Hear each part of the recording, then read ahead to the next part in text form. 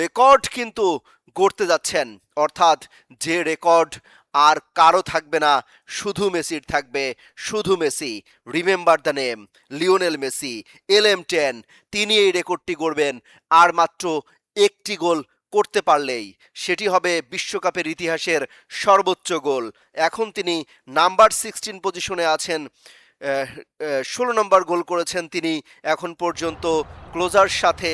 এখন পর্যন্ত তিনি কিন্তু যৌথভাবে 1 নম্বরে আছেন, আর একটি গোল করলেই তিনি হয়ে যাবেন বিশ্বকাপের ইতিহাসের সর্বোচ্চ গোলদাতা। আশিক, আজকের ম্যাচটি কিভাবে মূল্যায়ন করবেন? কি ভাবছেন, কত স্কোর হতে পারে? মেসি কি গোল পাবে কিনা?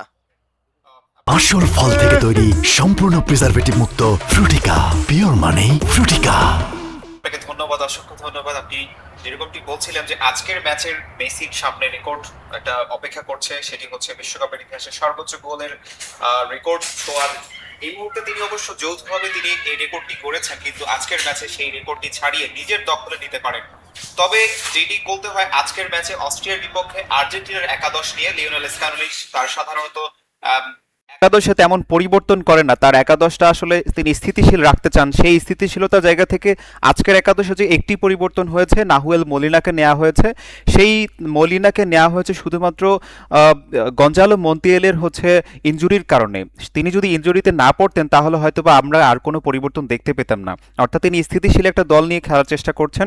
অস্ট্রিয়া কিন্তু এই গ্রুপে আর্জেন্টিনার বিপক্ষে যে অন্যান্য 3টি দল রয়েছে, সেই 3টি দলের তুলনায় অপেক্ষাকৃতভাবে অস্ট্রিয়া অনেক বেশি শক্তিশালী।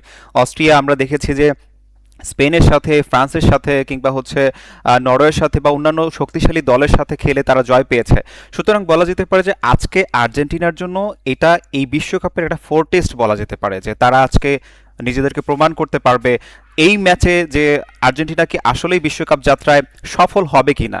তবে এটা বলার কোনো অবকাশ নেই যে আর্জেন্টিনা যেভাবে ফুরফুরে মেজাজে রয়েছে বা তাদের যে এখন রিল্যাক্স মুডে আছে, সেইটাকে কাজে লাগিয়ে, আজকে তাদের অভিজ্ঞতাকে কাজে লাগিয়ে অস্ট্রিয়া খুব একটা বেশি আর্জেন্টিনার বিপক্ষে দাঁড়াতে পারবে বলে আমার মনে হয় না। তবে আর্জেন্টিনা কিন্তু তাদের যে খেলার স্টাইল সেটা বজায় রাখার চেষ্টা করবে। এই ম্যাচে আমার প্রেডিকশন হচ্ছে যে অস্ট্রিয়ার বিপক্ষে আর্জেন্টিনা হয়তোবা 3-1 গোলে জয় পেতে পারে।